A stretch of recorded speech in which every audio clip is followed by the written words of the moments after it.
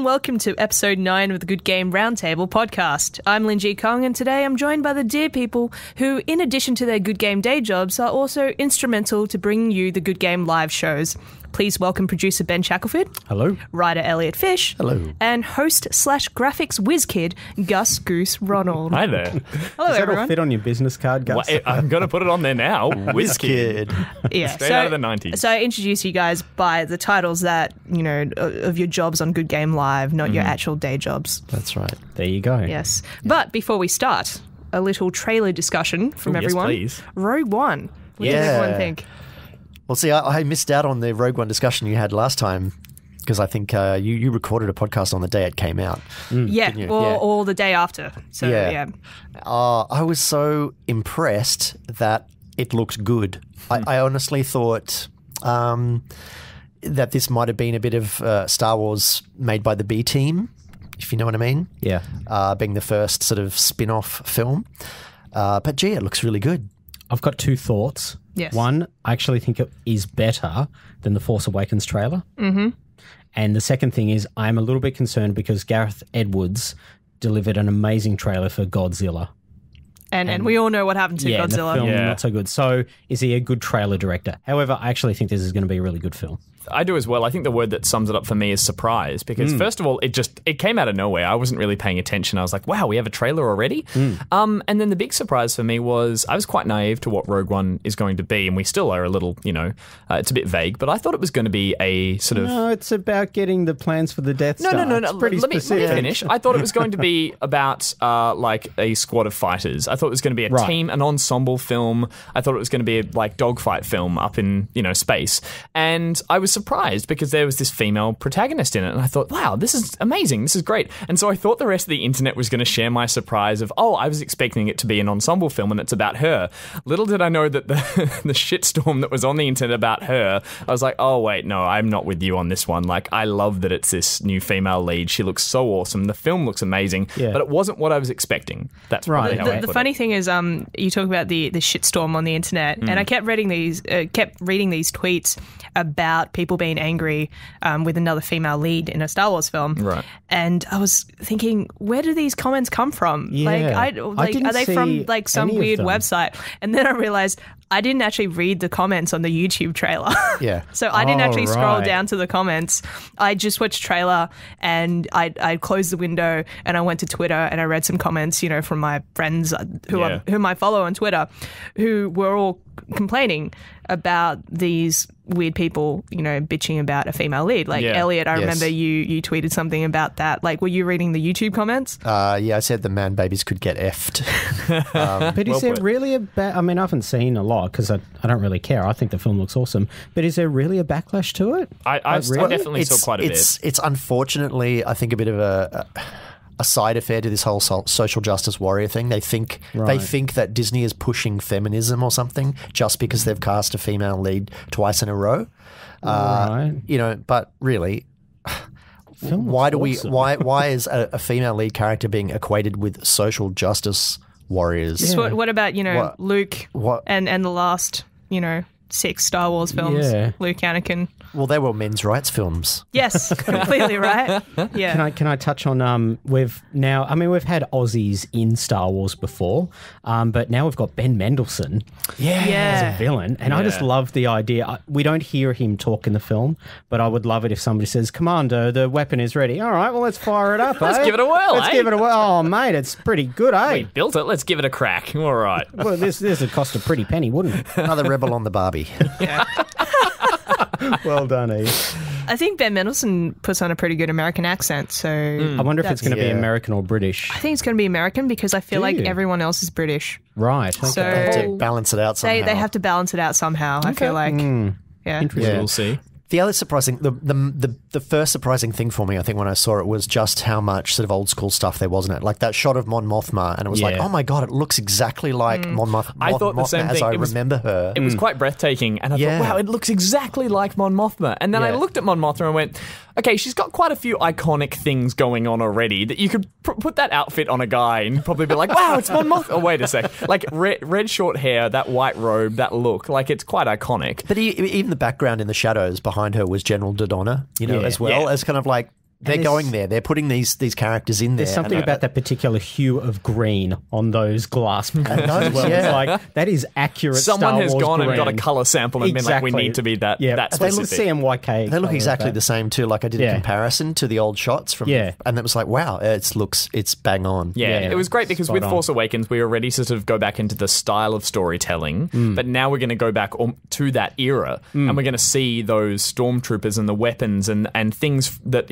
are going to be from the time just before the first film. So that old sort of retro tech again is going to feel so at home, and I can't wait to watch it all. I'm just, it's going to be Should we great. wrap up Star Wars there? Yeah. No, this is great because compared to last week, I just remember Paul, Toby and I just went, yeah, it's a great trailer, right? We're pretty excited. Yeah, this is cool. And then you guys come on this week and it's just literally Have 10 you seen the minutes colour of nerd chat. green? It's the exact same green as the stuff. original trilogy. The next trailer I want to talk about is Doctor Strange. So, thoughts on that? Awesome. I think my tweet was it's Marvel meets Nolan, as in Christopher Nolan. Yeah, I just watched it this afternoon because I didn't get a chance to watch it this week. And I think the first thing I said to you, Gus, was I felt like it was Inception meets Batman Begins. Yeah. And it's just like those two films. Is that because a city was folded and there was a man in the snow? And it's like, they're pretty iconic. But there was and Tilda Swinton is Liam Neeson. Right? Yeah. But there was kind of that otherworldly feel, which I feel like Nolan really does well. That kind of awakening of a character in a kind of a unknown universe. And I'm 100% on board. I was so skeptical when they announced Doctor Strange. I was like, okay, now you guys are jumping the shark. You kind of, scraping the bottom of the barrel in terms of the Marvel characters. Sorry, Marvel fans. But seeing the trailer, I'm like, no, okay, 100% on board. It is interesting because I did a similar thing to Lynn. Is straight after watching it, I know very little about that character. So I jumped on Wikipedia and I looked at the sort of the origins and the backstory and his powers and where it all came from. And it's such an obscure sort of read that you go, how on earth are they going to ground all of this stuff? Or at least, to the level that Marvel does with their superheroes. Because he is this sort of Captain Fabulous. He's sort of got he's got a cape of anti-gravity and he's got like this big, cowlick curl on the front, and he's quite extravagant. And they're obviously trying to make him, in the real world to a certain degree, which I think from the trailer, it looks like there's going to be a lot of alternate realities and a lot of mind-bending tricks and that sort of stuff, which is probably the best way to approach it. But at the same time, to see that final picture of Benedict Cumberbatch in red and blue, and he's got a pretty fabulous outfit by the end. A nice high collar. It's a lot of work to get him to that level of, So you think the whole film will be about him justifying that costume reveal? I think so, yeah. Yeah, probably. Yeah. And then turning his back on the camera. Have you seen the posters? Always does, yes. There's, I think... Benedict. Turn around. Turn So around, if you look at the Benedict. poster of Star Trek Into Darkness, the Enigma Code, and the poster for Doctor Strange, it's all Benedict Cumberbatch with his back turned. It's because his face is too weird. It's too, his face is too iconic. His voice sells films, his face doesn't. Is that it? Which brings me to the other point. He does have an American accent in this one. Yes.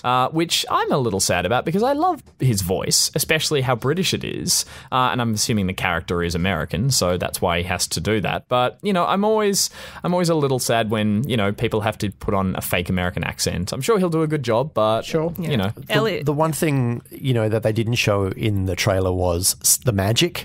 I mean, they showed the sort of the dimensional sort of stuff. Yeah. This is that one shot where Tilda punches him, right? And he kind of... And his soul leaves his body or something, yeah. But, there is going to be a lot of magic being thrown about, balls of light and bubbles of magic and stuff. And I just hope it isn't sort of on the Scarlet Witch side of things where you can tell the actors are just sort of flailing their arms around, not knowing what is going to be put in afterwards. Yeah, well, sure. It is funny just mentioning Scarlet Witch there. If you look at all the Marvel characters that they've brought to film so far, she is really the only one that has the real sort of fantasy element powers that they've talked about so far. Everyone else has at least some kind of grounding in reality. Yeah. Even if you're looking at Quicksilver or they're altering elements or sort of things that already exist. So he can run really fast or, it all seems like, maybe that could work. Whereas she can just do these special effects kind of magic powers, which do feel a little out of place. And so this character in particular, you're right, is going to be very fanciful and magical. And they're going to have to do a lot of work, like I said, to make you invest in that world and believe it within the rest of the Marvel universe. I really dig the cast that was in the trailer. So you had Benedict Cumberbatch, Tilda Swinton, and Chiwetel Ejiofor. Yeah. Great actors, but still that trailer, it just does not get me excited about superhero films. Like there's something with the CGI and that Marvel sheen that just kind of grosses me out now. Like I don't care for it. No, you were saying at lunch today, Lynn, that you sort of officially checked out of pretty comic much. book Yeah, films, I don't think I'm going to watch another enough. comic book film. So unfortunately, it didn't really change my mind that much. We'll let you know what it's like when we see it. Yeah, yeah. If it's better than Batman versus Superman, Anything better than that. So moving along, Good Game Live. So this is a series of live shows that we've done pretty much every year since 2011, guys, right? Wow. So the first live show that we did as a team was at the Graphic Festival in Sydney in late 2011, so around September. At the Opera House. At the Opera House. We started big. We did start it big, and it was all downhill from there. To be fair, we were like in a small performance space under the were in Opera the House. B space. No, we were not in the concert hall, Yeah. where the Sydney Symphony performed or something. We were in the drama theatre, I think. Yeah. But for me, it was a really interesting and kind of wonderful experience because working on a video game show, who would have thought that we would have ended up at the Sydney Opera House? Yeah, like, no one, that's true. right? Yeah. So, Eliot, take us back to that year and how that show was conceived, because you've written the bulk of all the shows. Well, I remember when that first one came about, I think Graphic Festival approached Good Game and said, we'd like Good Game to be part of the festival in some way. Can you come and do some kind of presentation or something about video games? Because, such a visual medium. And so I think we all sat down and we were like, how can we take Good Game into a live space? We can't really just do a version of the show live. You can't really just sit there and talk about games and review games on stage. That's not very interesting for a live performance.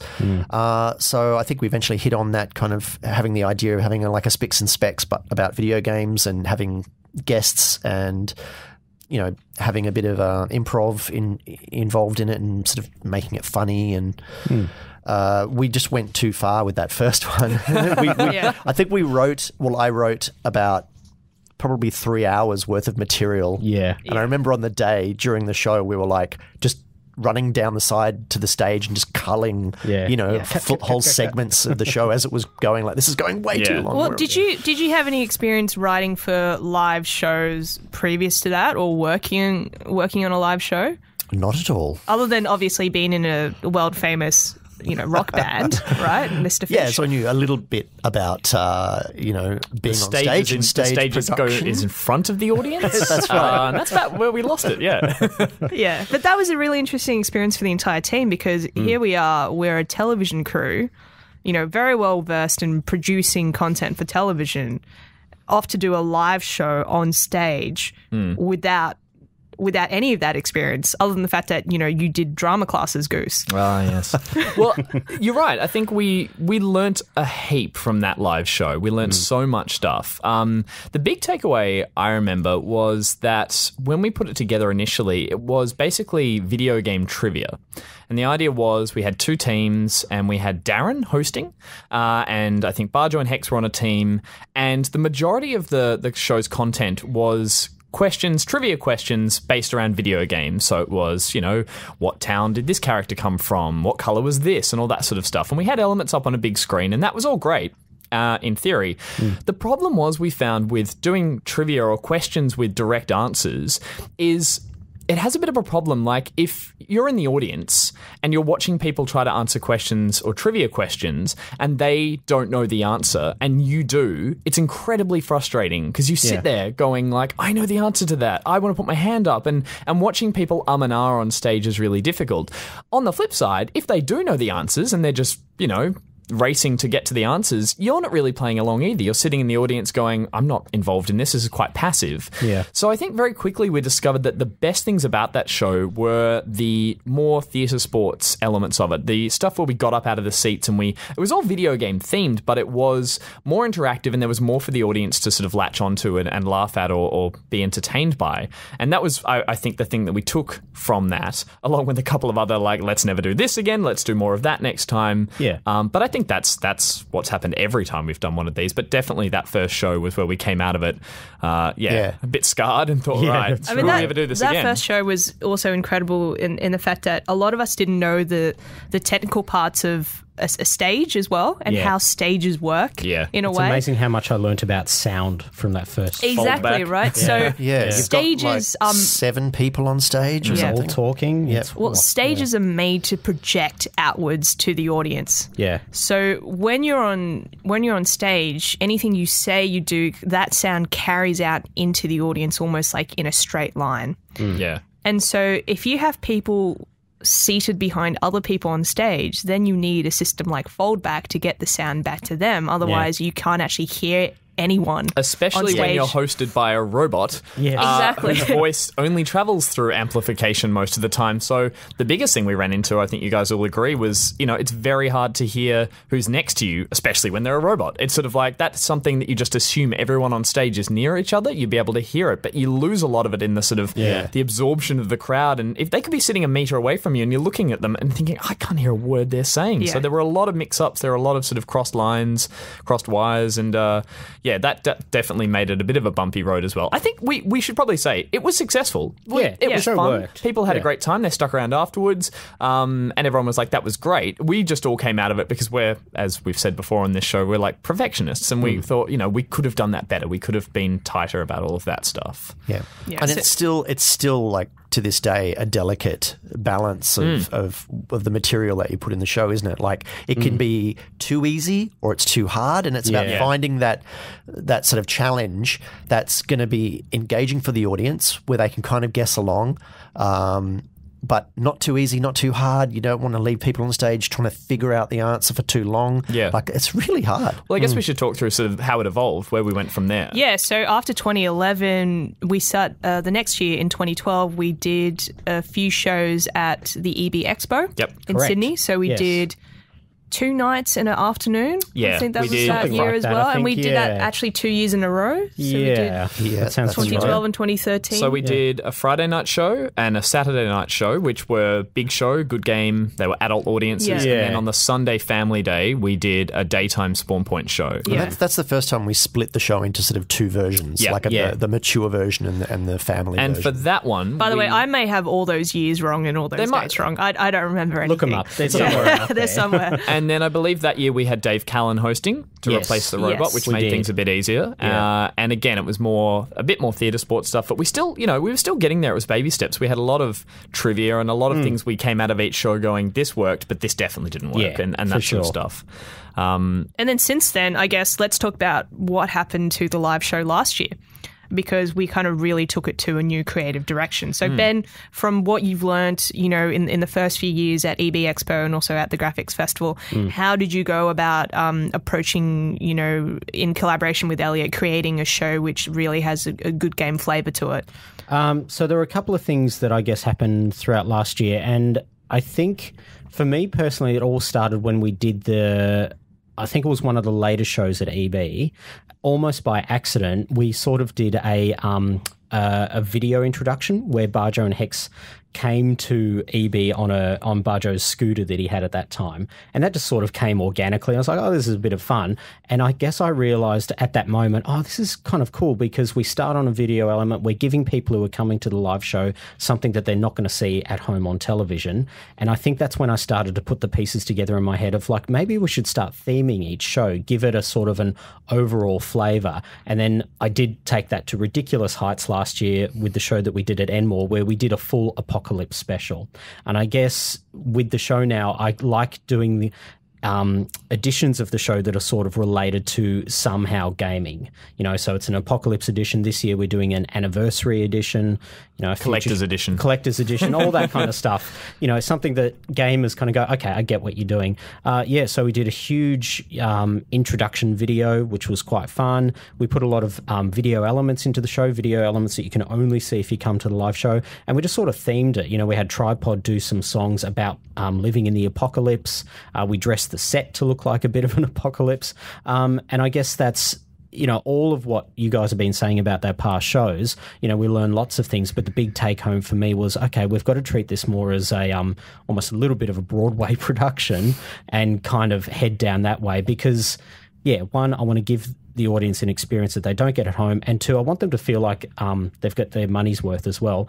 And I guess if I was to add a third element to that, one aspect of Good Game that I always like is it's a bunch of people coming together, kind of do something fun and sort of professional. But if the wheels start to fall off it, then we're the first to laugh at it as almost well. Professional. Almost is professional the phrase that we always go with, Ben. That's right. Yeah. So the show's kind of really taken the Good Game flavour and tried to put it on stage. So that's sort of where we came to now. So Eliot, you take that concept and you're the one who writes all the questions and you write all the segments. How do you go about starting that process? Well, I think it's just slowly evolved year to year, as we've sort of hit upon the things that work, and then we step back after the show's been done and we go, okay, that round doesn't really work, or it was really good when this happened. We take all that information away and sort of come up with, new things such as bringing in a musical element, like bringing in Tripod to come and do sort of musical clues and make it more of a performance. Well, I think what's quite humorous to observe at this stage is that when we started this as well, I touched on it being very trivia-based, we did mention that we don't want this just to seem like a video game version of Spicks and Specs, because they nailed it, but we can do this on our own. And the further it's gone on, the more we've been like, we should just do that thing from Spicks and Specs with video games, because... Gus, we're getting Adam Mills in, so thanks for your time. Yeah, you've just lost your hosting gig. But you say that, and I think... we do that because of how perfect that Spicks and Specs, or never mind the Buzzcocks formula is in terms of a live show. They have that nailed down. Yeah. So in terms of the questions, Eliot, how do you find that balance between writing the really hard ones and then the ones which are kind of mid-level, easy enough for people to answer? If you're talking just basic trivia questions, I just think about something that I would find interesting to discover or to know.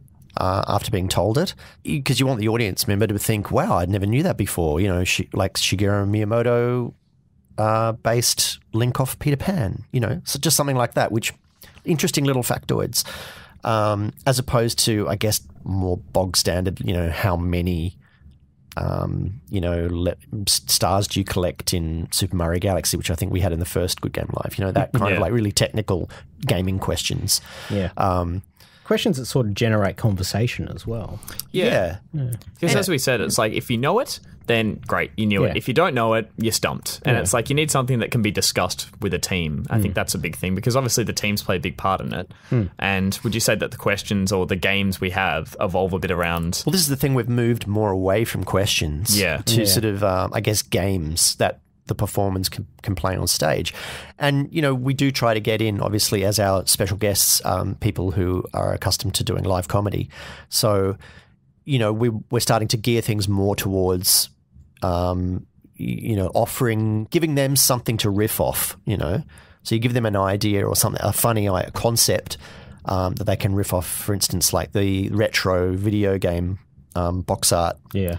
That I go. That's one of my favorite. That's one of my favorite segments in the show. And it's fun to find it's those. It's visual, and as an audience member, you can play along with that. Yeah, and when you found one that, okay, this is going to work. Like there's something in this corny old artwork that people on stage are going to pick up on and make jokes about. And also really physical activities in games as well, right? So the treasure chest that comes out. I don't know if that still comes out. No, that's gone now. That's gone. I haven't actually seen the most recent show, so I have legacy issues. We've tried sort of doing stuff with props too. I mean, that's sort of fun. Like we did pitch this where we had props and they had to pitch a video game concept based on the prop they were holding, sort of down the line, and that was kind of fun. It worked really well the first time, and then the next time we did it sort of didn't work so well. So that's evolved as well. Now we kind of. It's funny because you say we take the information after the live show, and we definitely do, but sometimes you're trying to work out whether we came up with a real cracker of a game or we just, we struck gold with the night. With the talent and what happened, because that is something that you think, sometimes it's lightning in a bottle and you're never going to get that again. It's about getting the right people in the right place at the right time and sort of letting them go, and sometimes they just crack it, they just really hit it, and other times like, okay, let's just move along. Well, like last year at Enmore, we did live gaming round where they played Trials HD blindfolded, and Hex pulled off this incredible wheelie that went for like 10 seconds or something. Landed she was in a blindfolded wheelie. And she was doing this massive wheelie, and the audience was erupting, and it's like there's no way we'll be able to make that happen again. No, if anything, we run that game again and someone just gets stuck on the first obstacle. Yeah, we just, that's right. The audience is walking out. Like, that was the fear going into it, and it was a fluke. And I will say that Enmore show in particular, we did a lot of things went right, which is not what's meant to happen, I think, when you're having a night on stage. It's meant to be everything goes wrong. And then, then we just recently performed in Melbourne, and that was an element we were thinking of using, and then we, decided, no, let's not use that one, and let's stick with some other games, because sometimes you don't know what's going to work. I mean, speaking about having it work on stage, Goose, you obviously host the show now. How important do you think is the chemistry of the performance on stage and how they react to that material, to how successful the show is? Oh, I mean, it's crucial to have that chemistry work. And now that we have a bigger Good Game family, I think we have built on those relationships. So we have Nick Boy and Hingers as well, who are regulars on the teams. And so, as well as having Barjo and Hex. In the past, it's been difficult finding those talent because we do want people who are relevant to gaming. Yeah. But as Eliot mentioned, we definitely found ourselves gravitating towards comedians or people who had some experience performing on stage, because that can pay off a lot more than someone who knows some really weird, obscure video game trivia. There's not much fun in that. So everyone we've had on stage has always been a gamer. Yeah. But to what level? Sometimes we have Jimmy Giggle as a regular, and he loves games, but I don't know if he plays as much anymore as he used to. But he definitely knows that he has the mindset of a gamer. And so someone like him, there's chemistry with the other team, but there's also energy. Yeah. And what he brings on stage is an incredible amount of energy that's contagious. And similarly, we've had Andrew Hansen on, Bindi, who, same thing, very sporadic, very hard to predict what's going to happen. And personally, as someone who's trying to wrangle everyone on stage, I love that. Yeah. I love people who are going to take things and run with them and who are going to go a little out of control. Because otherwise there's so much pressure on me to keep the thing running or keep it entertaining, which I love to be able to, dish that out to those guys.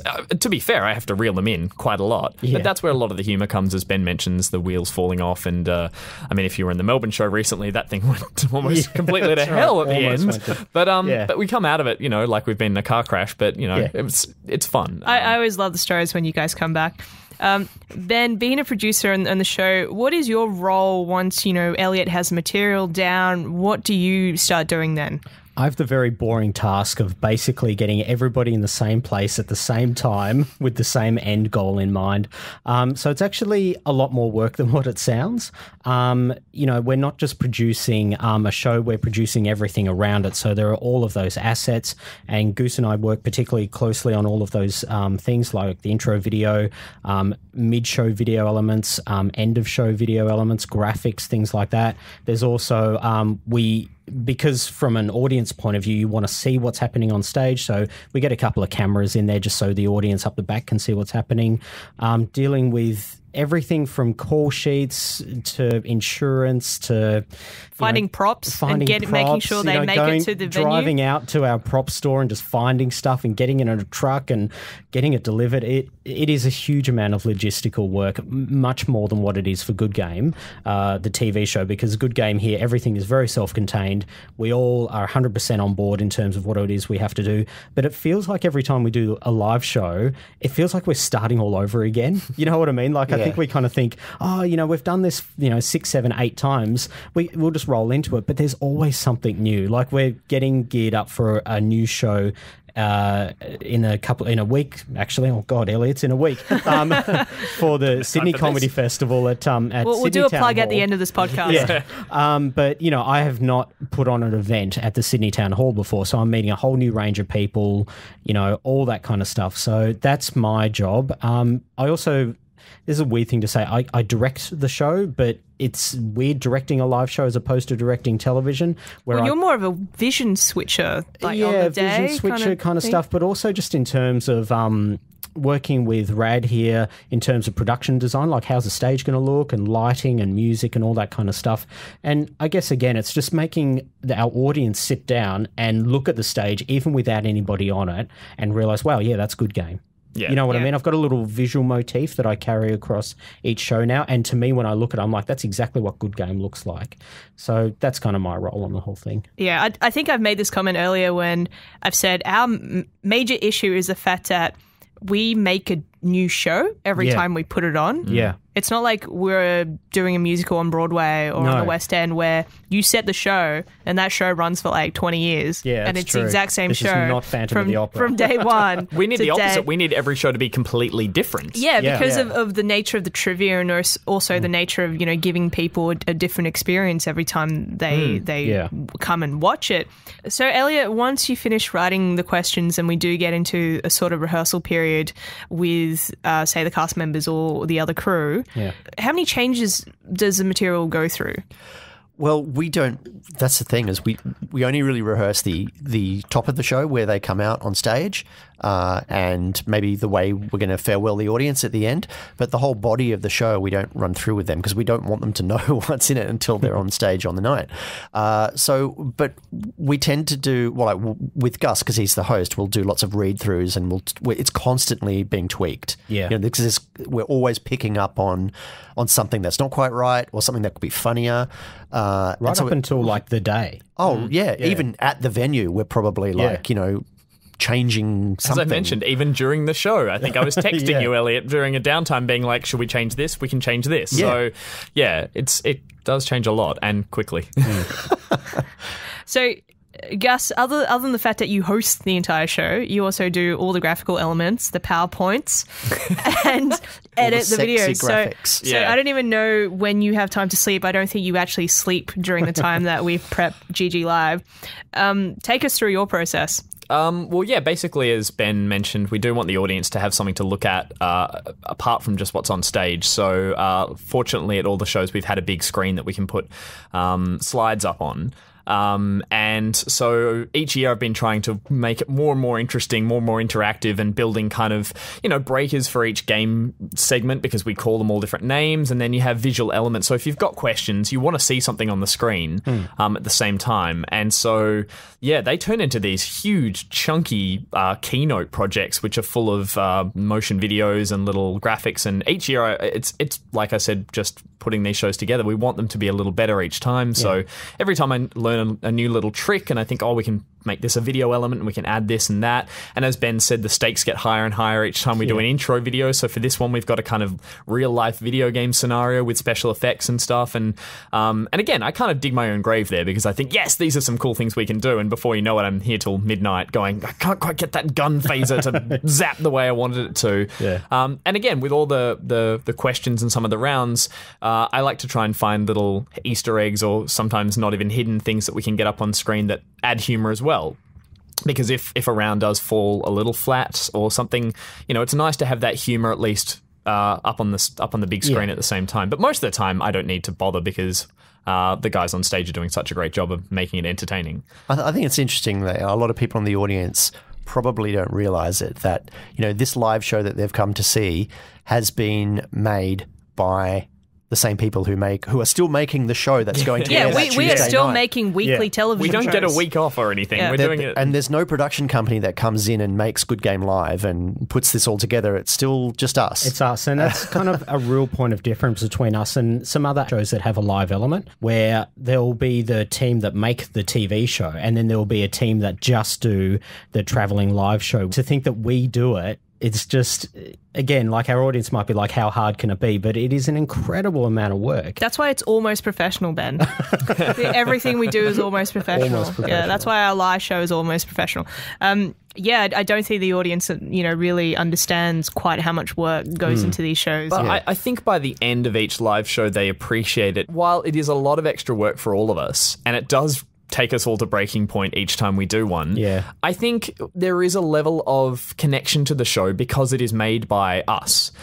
So every time there's a little graphical element that we put up there, I like to put it together because it goes with the t-shirts we made that go with the war motif that goes with the new design element. And every time there's a joke written in there or something is relevant to something that happens already on the show, it's because we're so invested in it that it is our day-to-day job. And I worry that if we got in a team of external show producers in, that maybe some of that, love might be lost a little bit. Good game flavour is kind of... You'd have that generic live show with insert rounds here, whereas we do make more work for ourselves than we should sometimes. That's right. One of my favourite bits of doing all the live shows is after all you guys come off stage and we play the big blooper reel or something like that, and then the house house lights go up and everybody's filing out, I love to stick my head out the curtain. You've probably seen this if you've gone to any of our live shows. And I just like to look at the faces of everybody exiting. Aww. And it really is. People hang around. Yeah. You know what I mean? It's almost like they're like, I don't want to go. Like, is there any more? Or they're just walking out and smiling. Or sometimes Rad and I are on stage already trying to clear stuff and people come up and, that was great, guys. And, are you going to be putting it, on YouTube, or are you going to be doing this, that, or the other? So it's great to see that, that good game flavour is, felt in the audience as well. Yeah. Ben, that was a lovely memory. Yes. And speaking about memories, what are your favourite memories about GG Live? My favourite memory is probably the most recent one we did down in Melbourne. Hearing the audience erupt as loudly as they did when Barjo and Hex walked out on stage. Yeah. That was like, wow, that's the biggest response we've had to one of these shows so far. And, after all the blood, sweat and tears that goes into it, that gives you that warm fuzzy. It's a very fleeting feeling, but it is nice. Yeah. I think, can I just add, I know I said one before, but before when you said whoever it was about Hex doing that wheelie in trials, like we were so concerned about live video gaming on stage, just because by its nature, it's not that fun watching somebody else play a video game, really, No, you're right. But watching look Hex, at Let's Plays, they'll never take off. That's true, actually. But watching Hex do it, and the fact that she was blindfolded, so she didn't actually know what was going on. She just heard an audience going crazy. Yeah. And I asked her afterwards, did you have any idea? And she's like, I just thought people were enjoying it. Well, she did have a box. She had a Minecraft creeper box. head. That's right. And the cool thing was that I should probably mention those trials tracks. So I built them in the custom creator, and that creator lets you do all these really cool things. So I built a giant good game word across the bridge, and fireworks go off as you go past it. And so she's doing a wheelie past good game as fireworks go off. And people are in the audience going, this is rigged. Someone's playing it backstage or something. And it was just her holding down acceleration and just hooning past the screen. So that was pretty amazing, actually. I'll probably reiterate what Eliot said. I think actually when we did Melbourne Comedy Festival last year, all three of us ran out on stage the first time. And usually I come out after Barjo and Hex. They introduce me and I come out and get the game started. But that year I ran out on stage with them at the same time. And you're right, just the noise of the crowd was overwhelming. It was just like, you run out, and I literally leant back a little because it was just like this wall of sound. And we don't usually get that. Like, we don't hear our fans screaming. We get lots of nice comments, so we got this or that. But so that was amazing. I've got a couple because I've done a few of these now. The other one was when we actually did the Enmore show last year. We did a Spawny show in the afternoon and a big show that evening. Yeah. And I think a lot of us have said that felt like the most sort of standalone show because we were just doing it as Good Game. And the kids' show that morning had so many crazy elements, including Tripod writing a song that they came out about Darren and sang at the end of it. But I do remember like hearing Spawnies screaming out and just being happy is such a different tone. Like you don't get that. Like the grown-up audience clap and woot and all that sort of stuff. But hearing kids of that younger age like really ecstatically happy, laughing and clapping There's along. There's a sense of like hysteria that kids but reach. They don't have that filter yet. And because they don't stop. like They the don't Spawn stop Point show. vocalizing. Like I know we don't really do the Spawn Point show now because that would just kill us. Yeah. If we did that show again this year. But that reaction, that you were talking about, like that is insane. Like I remember being backstage and just hearing the kids scream. Like every time Minecraft was mentioned, there was just like this high pitched like crowd screech. Yeah, and it sounds a bit like, it sounds a bit egotistical talking about like, the best thing is when the crowd's clapping at you or something, but it's not. You know what? They're there for Spawn Point and they're there for Darren and Barjo and Hex and myself and whatever else is happening. And when those crowds, the kids' crowds in particular, cheer, it is like euphoric. It is like a drug. It is just like, you just want to bounce around more and smile more, and you can't smile enough. You're having such a good time. So I can understand people like James Rees or Jimmy Giggle, like why they're doing backflips on stage because of that feeling, because having kids enjoy what you're doing is just, it's another level entirely. And finally, I'll be really quick, was the first time I did step up to host one of these shows was, I believe, the second or third year at EB, and I was so nervous because I'd kind of put my hand up and said, you know what, I really want to be in the middle here, and I want to be the one who runs some of these games, not to steal any limelight, but just I really want to feel more a part of this. And that first show, the nerves were palpable. I was just absolutely terrified. And once I'd gotten into it and the flow of it was going great, I think leaving that show, meeting the fans, and I think I'm just kicking along down the sidewalk, like I just was buzzing after that. It was just so much fun, and I just wanted to do them again and again. And now I'm not sure if I feel the same way. No, I still love it. But that first time, there was something about those ones at EB as well, because they're in literally an airport hangar. Yeah, you know what I mean. So I can imagine, dude, like having that amount of people. Hello. Yeah, exactly. Yeah, it was terrifying, but obviously once I overcame that, and we all did, it was just such a wonderful feeling. So yeah, I had a specific memory. I think maybe this was the first year at EB when Dave Callan was hosting. Yep.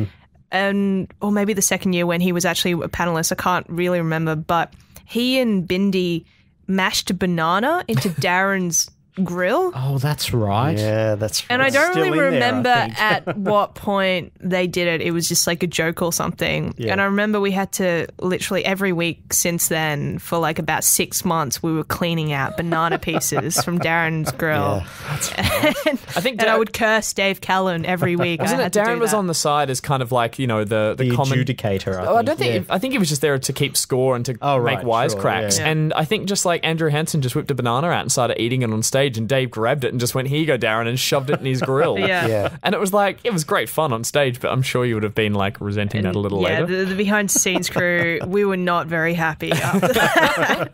Weren't these meant to be your best memories? That was a memory. Fair enough. And it was best because it was memorable. It was a gross one. It was a pretty gross one. So we get a lot of questions from our fans from other cities other than Sydney and Melbourne asking us why we don't go to Adelaide or Perth or Brisbane to put on these live shows. Yes. So why? Okay, so part of the reason why I suggested doing a podcast about GG Live was you're absolutely right, Lynn. We get two questions. One is, why don't we come to other cities? And why don't we put it on iView or YouTube? So thank you for giving me the opportunity to tell everybody in one go. So we are yet to come to any other city other than Sydney or Melbourne because we're yet to be invited.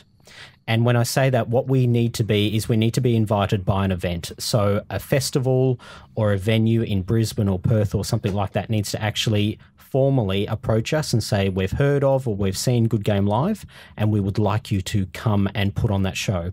And then on top of that, there is some paperwork that venue or festival or whatever it is needs to go through with people higher than any of us within the ABC. There's negotiations and all the rest of it. It's not as simple as all of us just jumping on a plane, going to Perth, rocking up to a theatre and going, all right, let's do Good Game Live. Yeah, the other thing I want to make mention of is it's not just enough for them to invite us. No. They, production costs also have to be negotiated as well because it does take a lot of people, a lot of manpower and resources to actually bring a live show to a venue. Yeah, exactly. Just flying to another city, like you've got Barjo, Hex, Goose, myself, Eliot, Janet, our executive producer, Rad, who helps with production design and tech behind stage. And that's like a skeleton crew. That's a real skeleton crew. Like we actually need more people. So just airfares alone. Then there's accommodation. Then there's all of this kind of stuff. And this is all on top of what we get allocated to make the TV show. So there is a commercial arrangement there. So basically, I'm sorry, guys, we can't come to Perth or Adelaide until we're formally invited and until all of those negotiations. And that is not a quick process. That can take, months for that to happen. And I feel like we should say it's not for a lack of wanting to, because we are dying to go to any other place that we can meet more Good Game fans and provide any sort of entertainment. I guess listening to what you just said there, and at no offense, it's a lot of boring stuff as the reason why we can't go. And so it's quite irritating because you're in the office, you're kind of rolling your eyes going, yeah, but it's literally just get in a plane and go there, isn't it? And I'm on that end of it going like, really? And then you start spieling about all this stuff and I'm like, I guess check that out really... this spreadsheet, guys. Yeah, exactly. So it's it's a bit soul crushing in that regard. But as I said, it's not for a lack of wanting to. And we want to do a good show for you guys. Like, we don't want to do it on skeleton staff and skeleton money. We want to put on a show that you guys pay money for and go and think, you know what, that was worth it. That was worth my $35, $40, $50 ticket. And Good Game put on a good show show for that amount of investment. So that's why we can't just turn up to, a smaller con if they just say, just come along. It's got to be a venue or a convention or something of a reasonable size. Maybe we should try and, improve our singing and dancing skills, like the entire crew and cast. What are you saying about my current level of singing and dancing skills, Lynn? No, I'm not saying about yours. I'm saying about the rest of us. Right. Everyone else on the team. Once we brush up on everything, then we could just fly over somewhere, drop in on the stage, song and dance. Yeah. Yeah. Good Game the Musical. 90-minute musical right there.